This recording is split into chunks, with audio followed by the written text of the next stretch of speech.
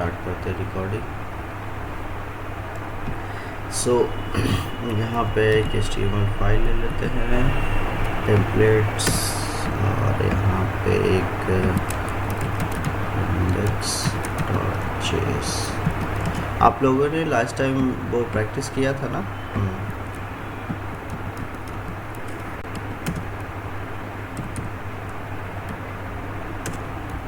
तो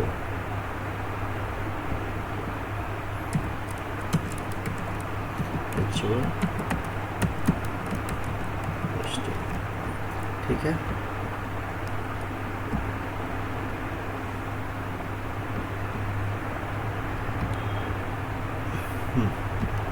तो अभी अपन लोग इंस्पेक्ट करेंगे तो कंसोल में अपने को कुछ नहीं मिलेगा, ठीक है। अगर मैं बात करूं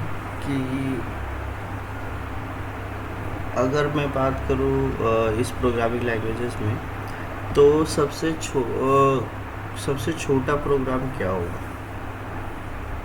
ठीक है, सबसे छोटा इन द सेंस कि हम ऐसा छोटा से छोटा जेएस में प्रोग्राम लिखे कि वो कंपाइलर एरर तो नहीं देता है लेकिन वो रन करे, चीज़ों को करे,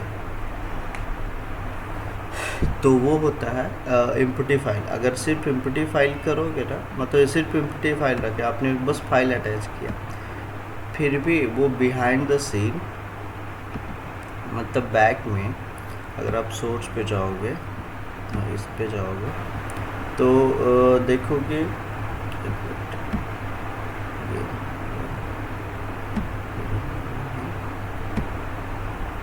यहाँ पे कुछ नहीं लिखा हुआ, लेकिन ये कॉल स्टैक आनी चाहिए थी, बट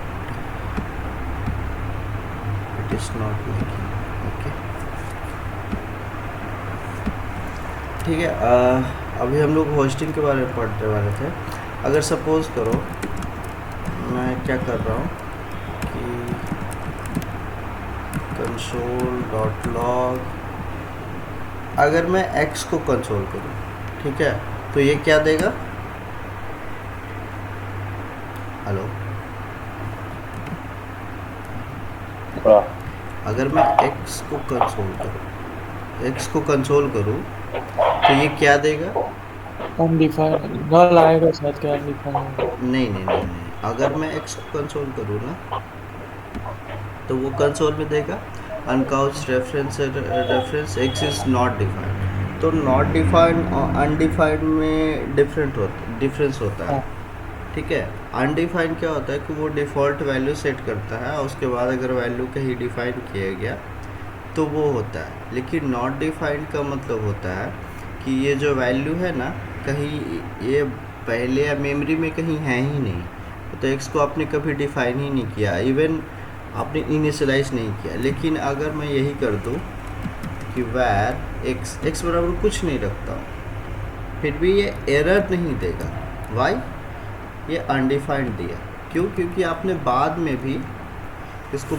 भी चीज़ें असाइन तो नहीं की, वैल्यू तो नहीं डाला, लेकिन डिफाइन किया। यही अगर अदर प्रोग्रामिंग लैंग्वेजेस में जाओगे, अगर मैं यहाँ पे ऐसे करूँ x = 5 या कुछ भी, तो ये क्या आउटपुट देगा?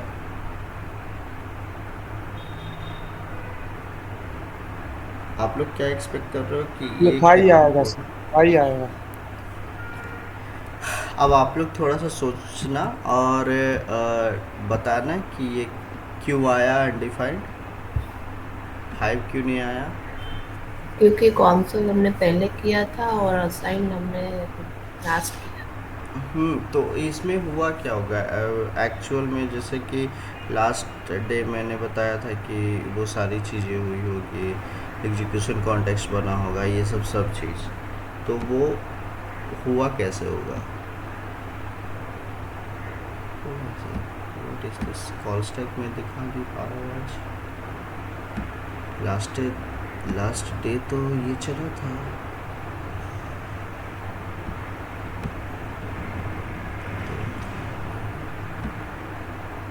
डिबग डालना नहीं पड़ेगा? नहीं, डालना तो नहीं पड़ता है, बट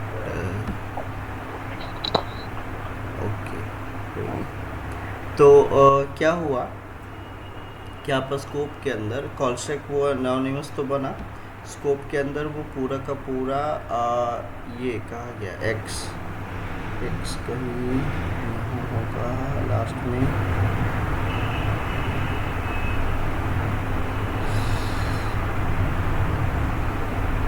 एक्स वेरिएबल कहा गया है, एक्स नीचा वही जो एक्स वेरिएबल क्या हुआ, एक्स वेरिएबल बना होगा, ठीक है।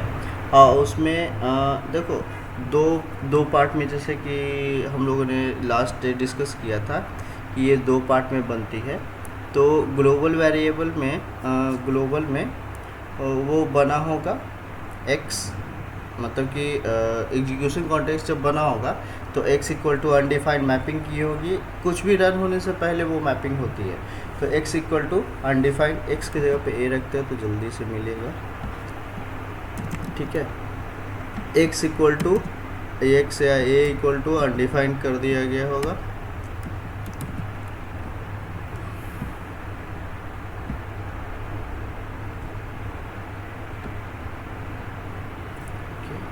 सो यहाँ पे ग्लोबल में a इक्वल टू ये कोलन ये मैपिंग हो गई है, ठीक है।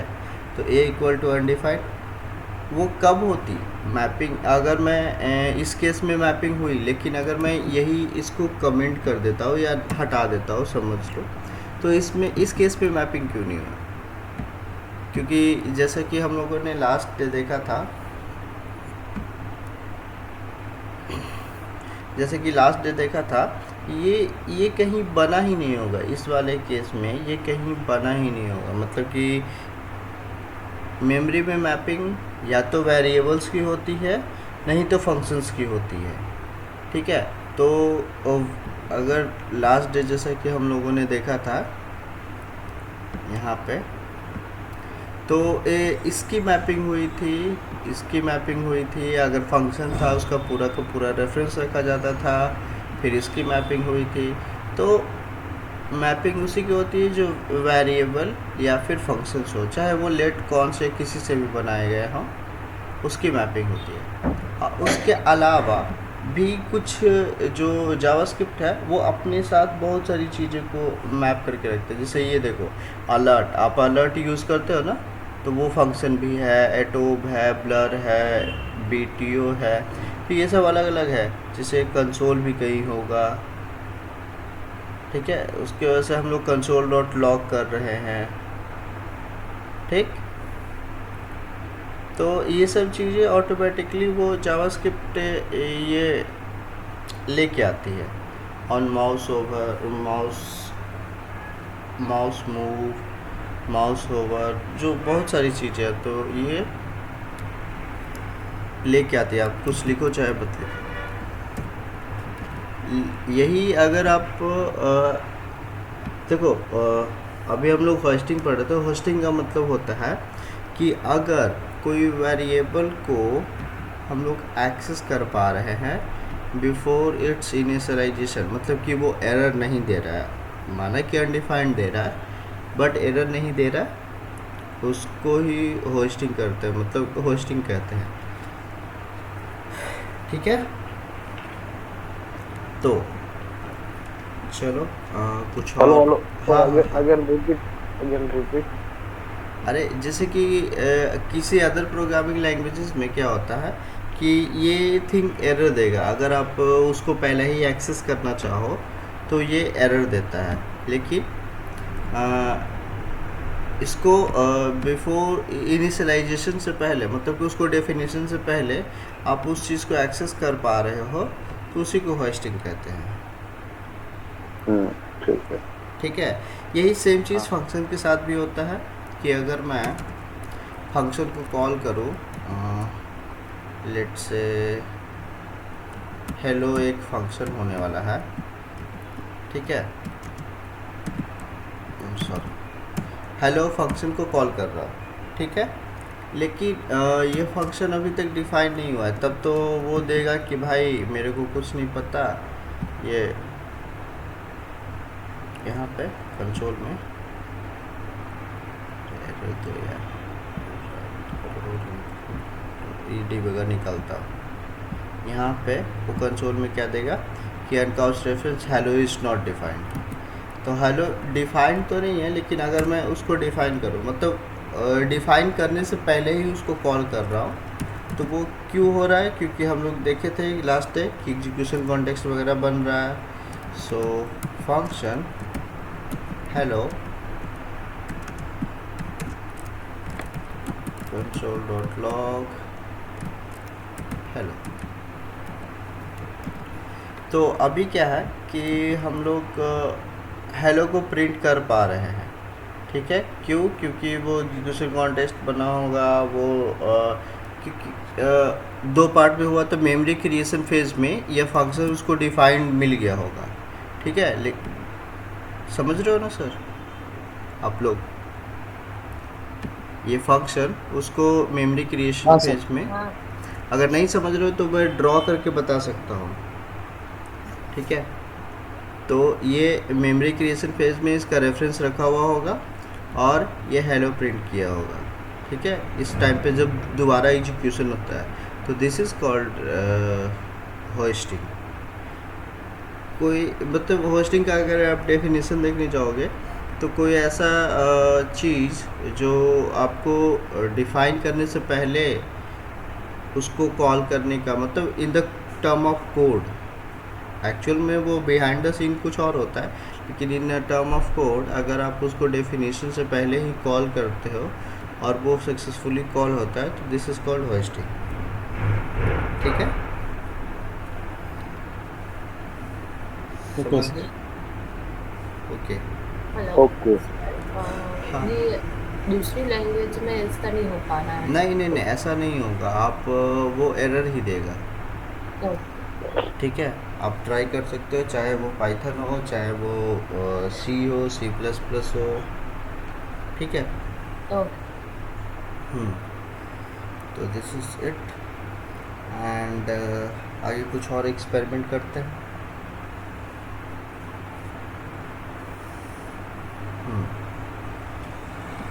सो क्या एक्सपेरिमेंट करते हैं? प्रोसेस से रिलेटेड इसको फिलहाल कमेंट करते हैं और नीचे कुछ और काम करते हैं।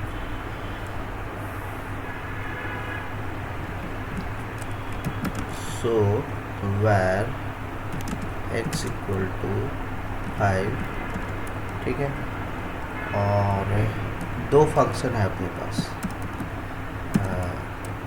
Function a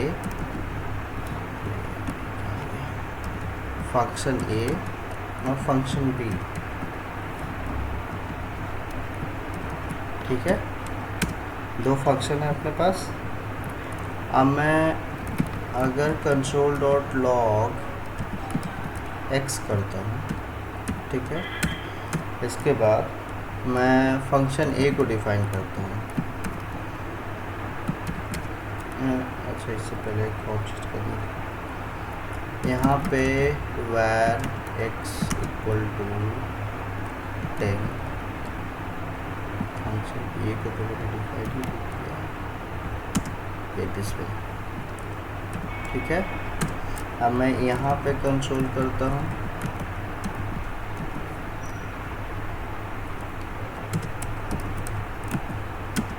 function b and this where x बराबर 20, ठीक है। console.log x। अब आप लोग थोड़ा सोच के और जवाब देना कि पहले क्या आएगा, उसके बाद क्या आएगा और सबसे लास्ट में क्या आएगा। थोड़ा सोच के जवाब देना।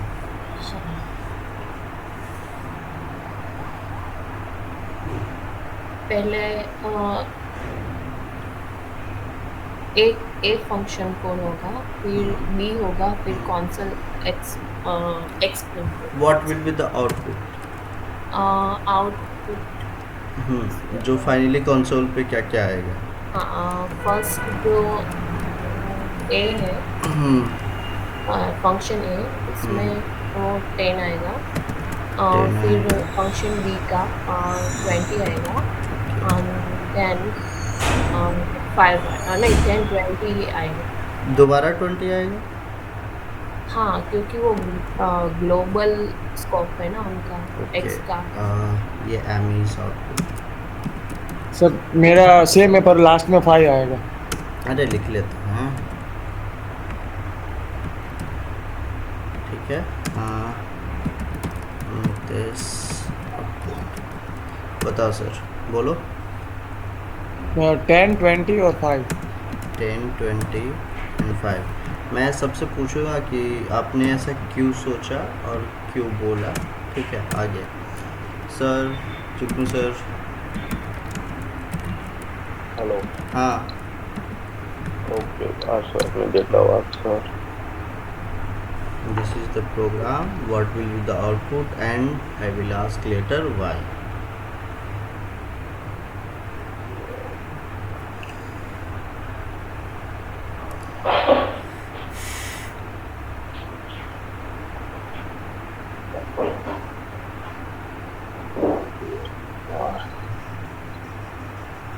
Yep sir, Hariom. हाँ हाँ सर।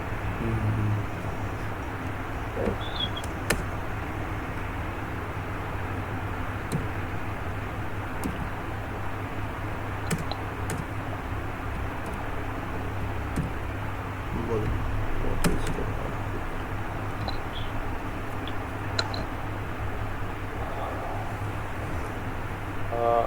हम्म, ये तीनों है ना सर, वेर हाँ। एक्स इक्वल टू 5 और कंसोल लोग, उसका आंसर आएगा 10 20। पहले में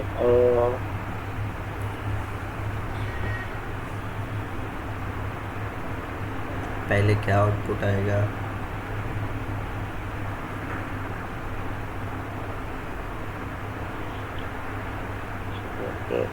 बाद में 20। सर मैं थोड़ा कंफ्यूज हूँ।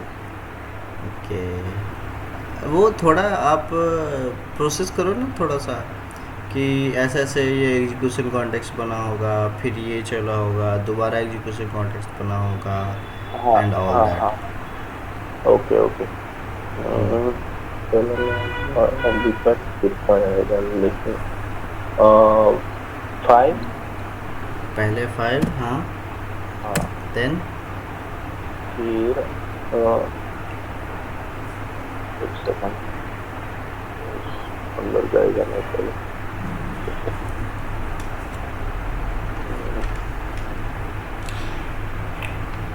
10 और 20। 10 एंड देन 20। लेट्स सी, चलो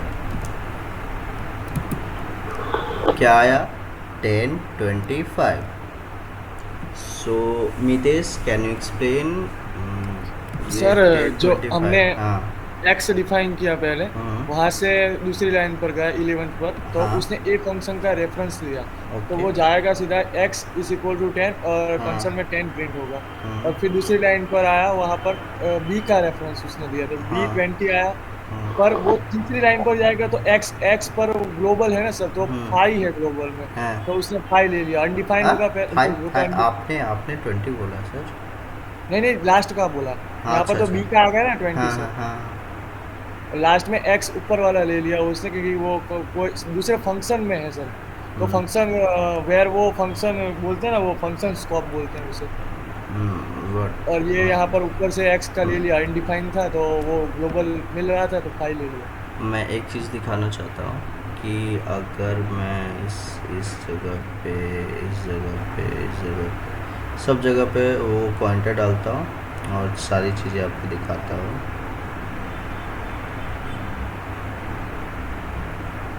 इस पर भी डाल सकते हैं, नहीं डाल सकते, ओके। इस पर भी नहीं डाल सकते, यहाँ डाल सकते, यहाँ डाल सकते। तो इन सब जगह पे मैंने पॉइंटर डाल दिया। अब मैं दोबारा रन कर रहा हूँ। देखो अभी क्या है, स्कोप के अंदर एक कॉल स्टैक बनी होगी, ग्लोबल एग्जीक्यूशन कॉल स्टैक, मतलब जो ग्लोबल एग्जीक्यूशन, ठीक है। तो ग्लोबल वाली क्या है, ये एनोनिमस है, जो भी कॉल स्टैक है इसके अंदर की चीज़ें, मतलब ये सब रखी होगी। और यहाँ पे देखो स्कोप में ग्लोबल स्कोप है, बोले तो ये पूरा का पूरा अब अगर किसी फंक्शन के अंदर नहीं है कोई चीज़ डिफाइंड तो वो ग्लोबल स्कोप में, मतलब डायरेक्टली वो ग्लोबल स्कोप में आती है। तो ग्लोबल स्कोप के अंदर ग्लोबल स्कोप है, ग्लोबल स्कोप के अंदर देखो क्या क्या है, अरे आजा। ग्लोबल स्कोप के अंदर ए फंक्शन है जिसका फंक्शन का रेफरेंस, बी फंक्शन है जिसका फंक्शन का रेफरेंस, ठीक है। ये कहाँ आई होगी और एक्स भी होगा। तो सबसे पहले जब मेमोरी का मैपिंग हुआ होगा तो एक्स इक्वल टू अनडिफाइंड, इसमें x y, x equal to जानते हैं कि एक्स इक्वल टू अनडिफाइंड आती है, तो कहीं एक्स आया होगा, एक्स इक्वल टू अनडिफाइंड आया होगा, ठीक है। ए इक्वल टू पूरा फंक्शन का reference, B equal to function का रेफरेंस। तो मेमोरी मैपिंग हो गई पूरा का पूरा, क्योंकि एक्स इक्वल टू अनडिफाइंड यहाँ पे तो अभी कॉल नहीं करना है क्योंकि एग्जीक्यूशन पार्ट तो है नहीं। अभी हम फंक्शन के पास चलेंगे तो फंक्शन के पूरा का पूरा रेफरेंसेस रख लिए, फिर लाइन नंबर 20 पे आए, फंक्शन का पूरा रेफरेंसेस रख लिए। अब एग्जीक्यूट करने की बारी, जब एग्जीक्यूट करते हैं तो वो वैर एक्स इक्वल टू 5 पे आया। अब जैसे ही मैं इसको रन करूँगा तो क्या होगा कि वेरिएबल में एक्स इक्वल टू 5 कर देगा, और अब भी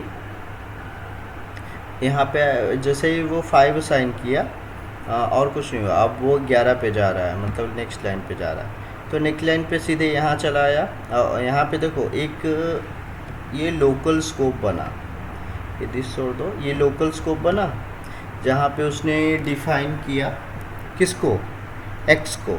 अगेन एक्स एक ग्लोबल में भी है और एक्स इस ये लोकल में भी है, मतलब ये ए का लोकल, ये के लोकल में एक एक्स है, ठीक है। तो जैसे ही आप ये अभी फंक्शन पे आए, अगर मैं इसको रन करूँ तो x इक्वल टू 10 रखेगा, तो x इक्वल टू 10 रखेगा। तो ये क्या किया, जब कंट्रोल करेगा तो वो लोकल में चीज़ों को ढूंढने जाएगा, अगर लोकल में नहीं मिला तो वो ग्लोबल में ढूंढने जाएगा। Are you getting? ठीक है। तो वो यहाँ से 10 प्रिंट किया। देन अगर मैं आया, ये ख़त्म किया, देन वो बी के कॉल पे, क्योंकि यहाँ था वापस से कंट्रोल ए पे गया, वो बी के कॉलिंग पे आया, एंड देन वो बी के फंक्शन पे आया, वहाँ पे एक्स को अनडिफाइन किया, वो एग्जीक्यूशन कॉन्टेक्स्ट चला गया। अभी कॉल स्टैक में देखोगे कि अभी बी का एग्जीक्यूशन कॉन्टेक्स्ट चल रहा है, ठीक है। वो पॉप हो गया होगा, ये इन हुआ होगा जब बी को कॉल कर रहे हैं, ठीक है। तो अभी हम आगे बढ़े तो बी एक्स में उसने क्या असाइन किया, 20। फिर आगे बढ़े तो वो कंट्रोल कर दिया इस लोकल वाले, अपने लोकल वाले को, ठीक है। अब फिर वो उसका कंट्रोल यहाँ गया, ऐसे एग्जीक्यूट कर रहा है ना। तो अब फाइनली क्या प्रिंट किया होगा, 5 एंड देन डन, ये सबको छोड़ देता है। तो उसी तरह से 10, 25, ठीक है ना। तो ये चलो, तो अभी ये हम लोग देख लिए। अगर सपोज मैं इसको निकाल दूँ तो क्या आउटपुट आएगा, आप लोग आउटपुट फिर से बताना। 5 पहले 5 आएगा, then 20 then 5। Then 20 then 5। Why? आप लोग भी यही एग्री करते हो कि आप लोग में से किसी का डिफरेंट आंसर है? अगर समझ में आ रहा है तो ठीक, नहीं समझ में आ रहा है, डिफरेंट भी है तो कोई दिक्कत नहीं, मैं दोबारा समझाऊंगा। 1 मिनट सर, ऊपर कीजिए। 1 मिनट, हाँ।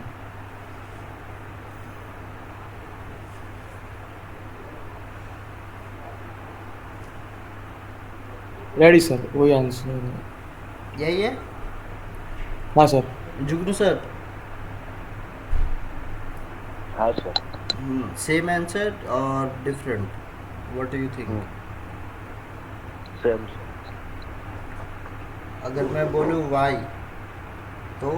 सर मेरे को ये थोड़ा पता नहीं चल रहा है क्या चल रहा है, मीन्स ये पता नहीं चल रहा है।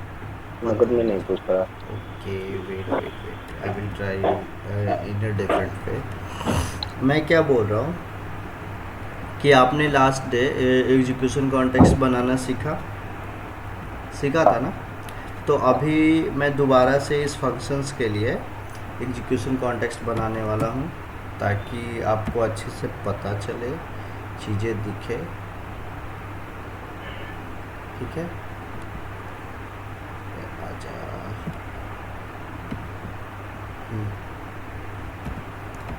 मैं यहाँ आता हूँ। क्या हुआ? वाइट मैं 5 का सोच रहा हूँ।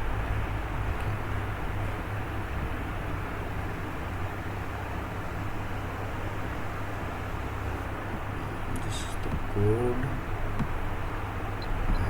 यहाँ से मैं इसको भी थोड़ा छोटा कर लेता हूँ तो ये दिखेगा। अरे आ जाए।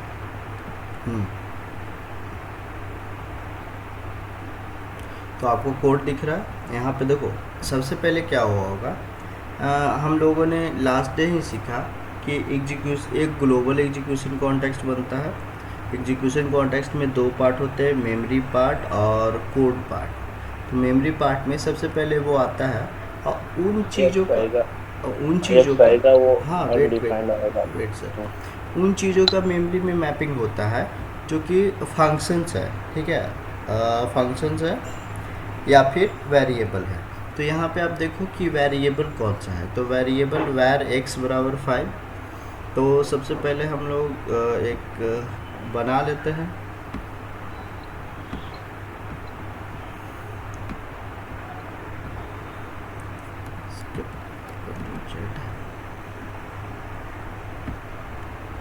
हम लोग एक ग्लोबल एग्जीक्यूशन कॉन्टेक्स्ट बनाए। ठीक है, और नेक्स्ट में कॉल स्टैक भी मेंटेन करेंगे। मतलब कि इस स्टैक में जिसका नाम हम लोग इसका नाम रखेंगे कॉल स्टैक। का नाम क्या वो है, कॉल स्टैक ही बोलते हैं कि कब कौन क्या क्यों कॉल हुआ। ठीक है, कब कौन कॉल हुआ उसमें ये होगा। इसमें सबसे पहले अभी है ग्लोबल एग्जीक्यूशन कॉन्टेक्स्ट।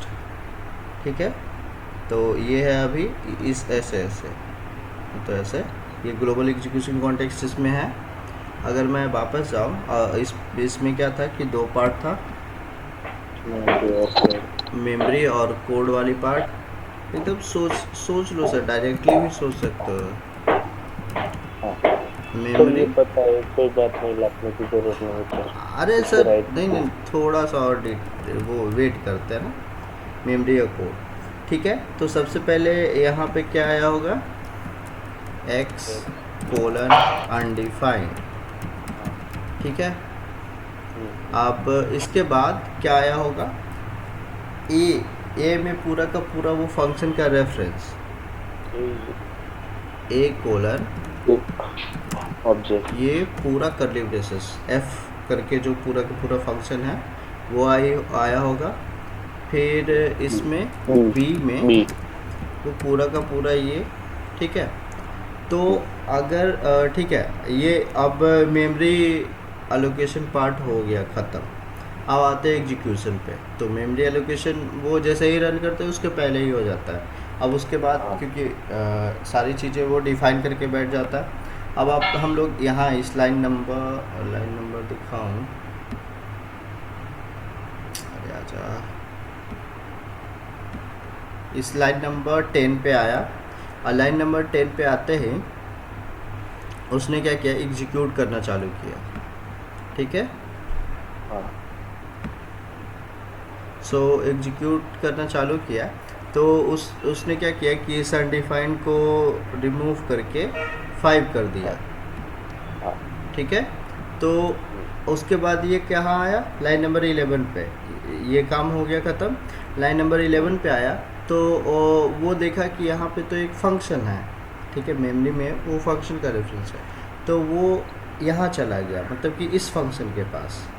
ठीक है, जैसे ही इस फंक्शन के पास आया तो एक और ये कोड एग्जीक्यूशन, ये क्या बोलते हैं, कॉन्टेक्स्ट बना। ठीक है, जिसमें असाइन किया गया, इसमें देखा कि इसमें कुछ नहीं है। ठीक है। इसमें उसको असाइन करना कुछ नहीं है, ठीक है, क्योंकि कोई वेरिएबल नहीं है, कोई फंक्शन नहीं है। तो उसने अब कोड वाले पार्ट पे गया, अब वो रन करने लगा और ये इस जगह पे अपना ए वाला वो कॉन्टेक्स्ट ये कॉल स्टैक में आ गया होगा, ठीक है। तो ए वाला कॉल स्टैक में आ गया होगा। अब ये कोड रन करने जाता है, तो इस लाइन पे तो कुछ नहीं है क्योंकि कमेंटेड है। इस लाइन पे आता है, लाइन नंबर 17 पे, तो वो कंसोल करता है console.log लिखा हुआ है x। अब बताओ कि इस कॉल स्टैक में, इस वाले ए वाले कॉल स्टैक में, एग्जीक्यूशन कॉन्टेक्स्ट में आपको कुछ कोई भी x वेरिएबल दिख रहा है? नहीं। तो वो कहाँ ढूंढने गया? पेरेंट वाले में। तो पेरेंट में क्या है x में? 5, ठीक है। उस टाइम पे जब ये वेरिएबल में x लिखा हुआ होता तो यहाँ पे x था, तो वो ढूंढा था तो 10 दिया था, ठीक है, इस वाले आउटपुट में। तो इस केस में उसको नहीं मिला था, तो वो कहाँ गया? पेरेंट वाले में, मतलब कि इस कॉल स्टैक को भी देखे तो इस कॉल स्टैक से इस कॉल स्टैक में, ठीक है। तो इस ग्लोबल वाली कॉल स्टैक में इसको क्या मिला? 5 मिला, ठीक है। अब वो कंट्रोल कहाँ गया? ये एग्जीक्यूशन कॉन्टेक्स्ट ख़त्म हो गया, मतलब कि इस जगह से निकाल दिया गया, इस जगह से पॉप आउट हो गया होगा। अब दूसरा एग्जीक्यूशन कॉन्टेक्स्ट आएगा, देखते हैं बी वाला। हाँ, तो ये जैसे ही ख़त्म हुआ, मतलब ये एंड आया, वैसे ही ये ख़त्म हो गया।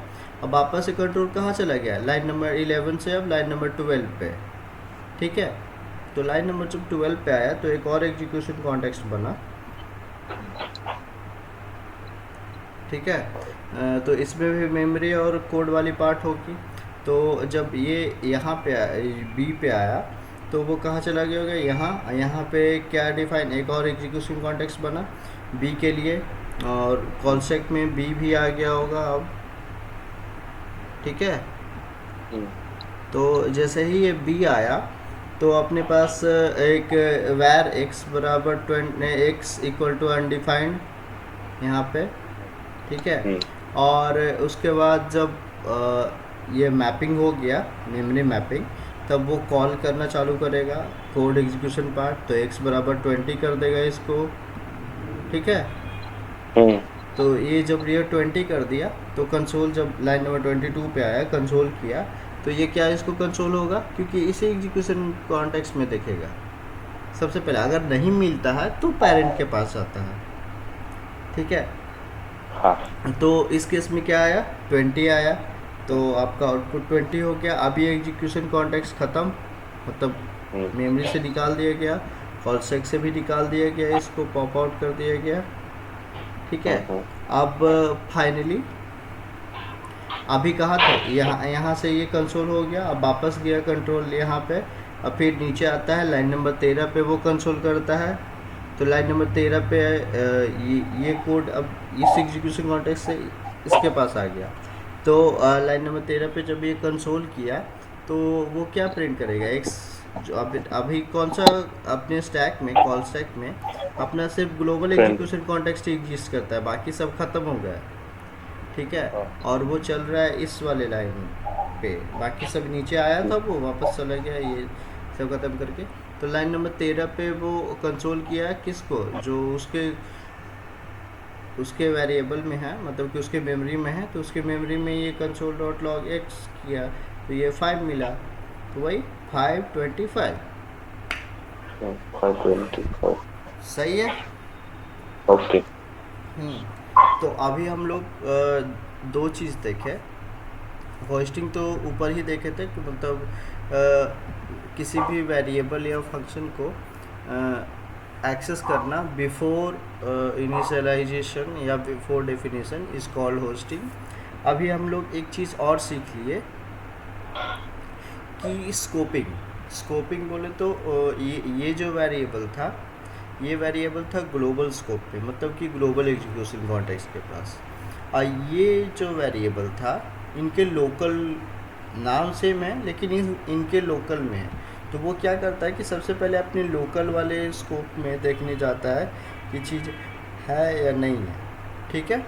तो अगर इसको ये रन करके भी दिखा दूँ तो रन करके भी दिखा सकता हूँ, कोई दिक्कत नहीं है।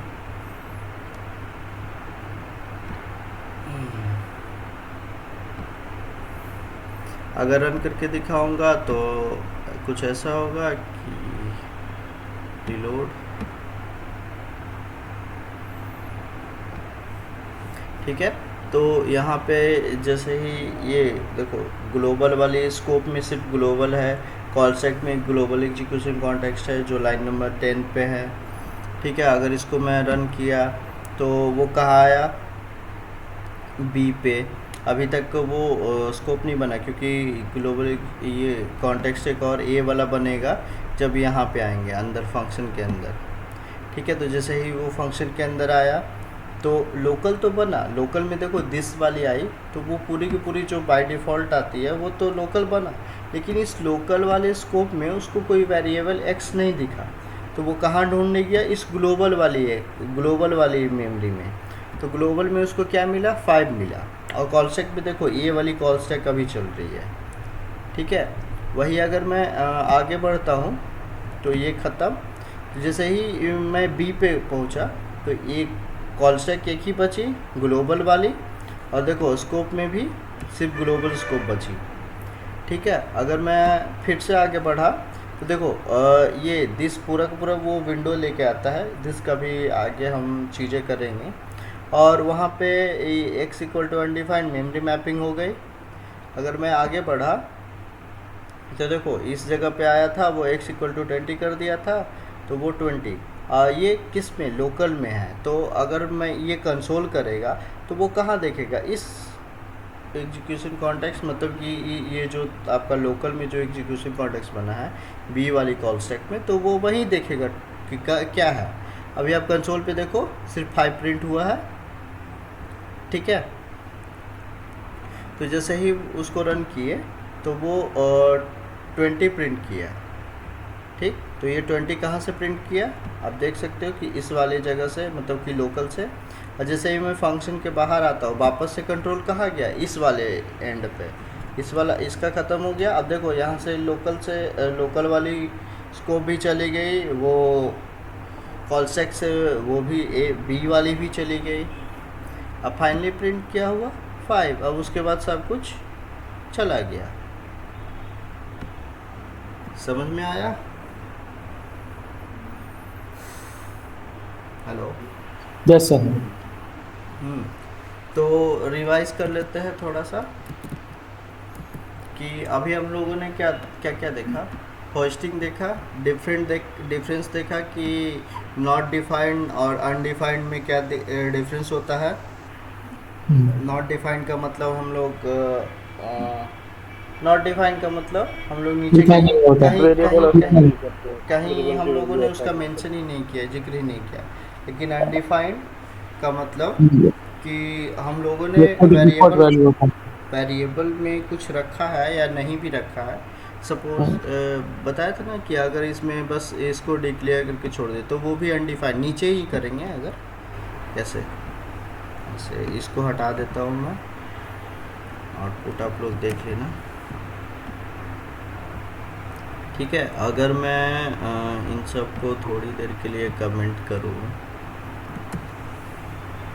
और नीचे लिखता हूँ अनडिफाइंड। सो अगर मैं where a ऐसे कर दूँ, सिंपल where a लिख दूँ और कंसोल करूँ तो वो क्या देगा, अनडिफाइंड।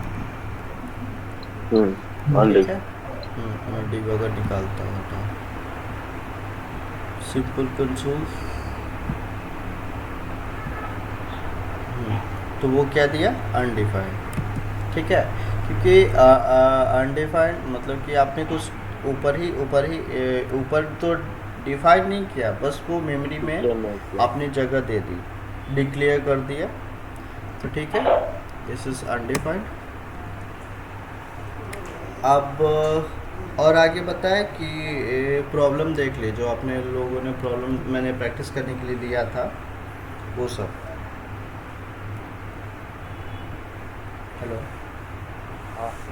मैं अभी आगे प्रॉब्लम बताया या फिर आगे और कंटिन्यू करें? 5-10 मिनट लेना हो तो ले लो, नहीं। ठीक है। हेलो। हम्म। 5 मिनट लेना हो तो ले हाँ, लो सर। ठीक ठीक ठीक ठीक ठीक ठीक। तो अभी मैं इसी पे कंटिन्यू रहूँगा।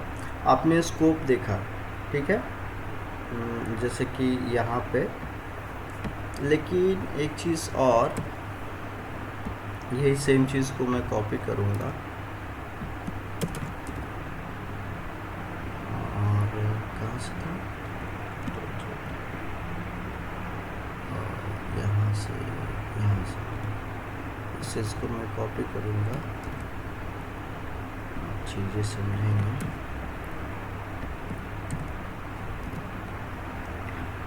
मैं एक ही फंक्शन रखता हूँ फिलहाल के लिए।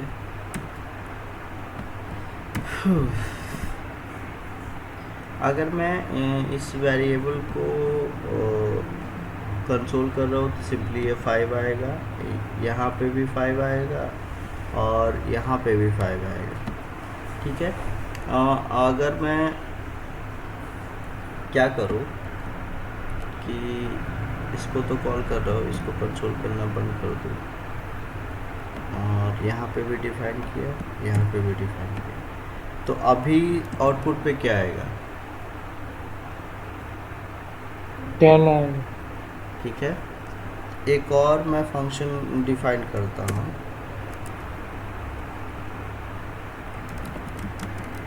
कांस्टेंट सिंपल फंक्शन बी, ठीक है।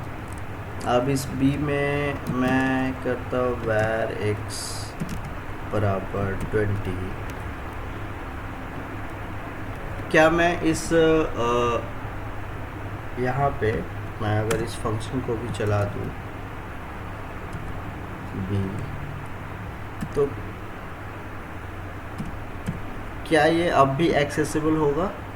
इसमें अब क्या आएगा, एक फंक्शन के अंदर दूसरा फंक्शन है और वो फंक्शन को यहाँ पे डिफाइन किया, नीचे कॉल किया, ठीक है। तो यहाँ पे क्या आएगा, 10 आएगा, ठीक है। अगर मैं इस फंक्शन के अंदर कंसोल करूँ x, तो यहाँ पे इस जगह पे क्या आएगा, जब 20। ये 20, अगर मैं इसको हटा दूँ तो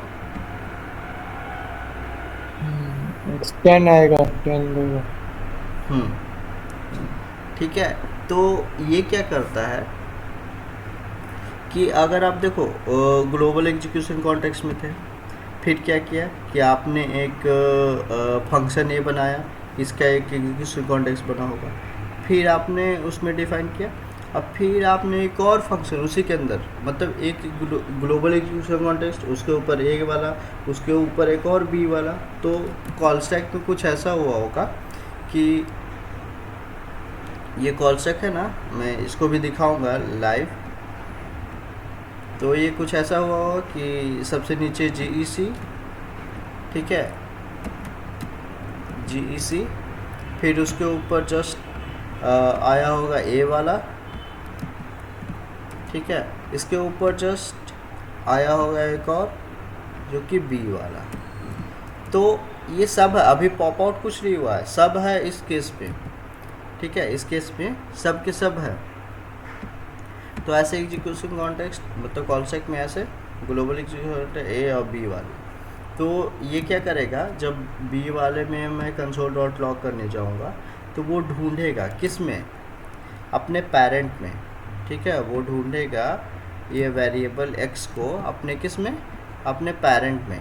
तो पेरेंट में इसको मिल गया। अगर मैं इसको हटा दूँ, ठीक है, फिलहाल के लिए कमिट कर दूँ, तो इस x में क्या आएगा और इस x में क्या आएगा,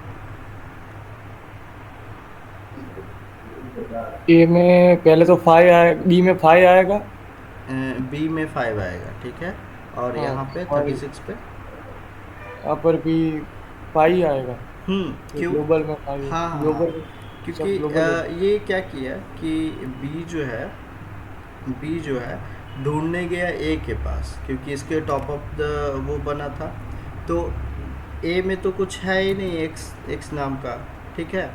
तो वो ढूंढने जाएगा फिर किसके पास, पेरेंट के पास, ठीक है। तो पेरेंट में उसको 5 मिल गया तो वो 5 प्रिंट कर दिया। तो इसी को लेक्सिकल इन्वायरमेंट कहते हैं, ठीक है। इसको क्या बोलते हैं, बस टर्म है लेक्सिकल इन्वायरमेंट।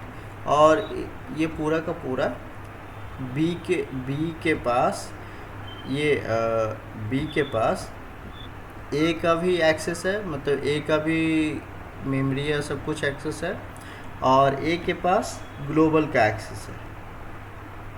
तो ये पूरा का पूरा जो इन्वायरमेंट क्रिएट हुआ, बी के लिए लेक्सिकल इन्वायरमेंट ए का भी है और ग्लोबल का भी है, लेकिन ए के लिए ग्लोबल और इसका है, ठीक है। तो ये बस टर्म है, बाकी आप चीज़ें समझोगे वैसा ही जैसे अभी डिफाइन किया कि वो ग्लोबल स्कोप वगैरह कैसा होता है, मतलब स्कोप कैसे होती है और चीज़ें प्रिंट कैसे करती है। What is this?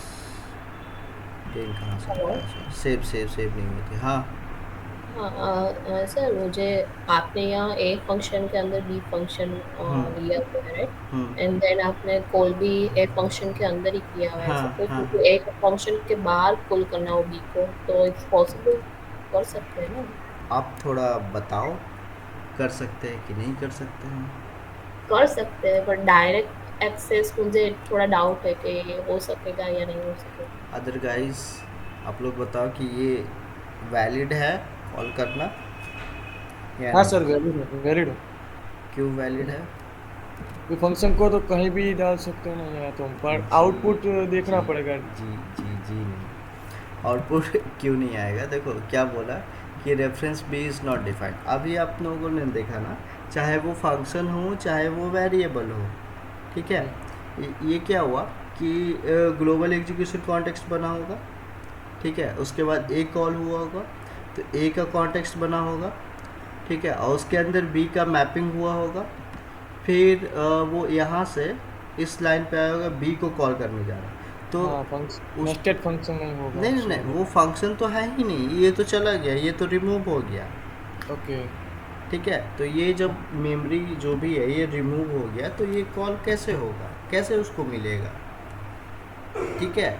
अगर आप ऐसा कर सकते हो कि चलो एक चीज़ और दिखाता हूँ, ये बी फंक्शन तो यहाँ पे कॉल नहीं करता, बी के अंदर सी को कॉल करता हूँ, मतलब एक और कहीं दूसरी जगह इस जगह पे सी फंक्शन डिफाइन करता हूँ।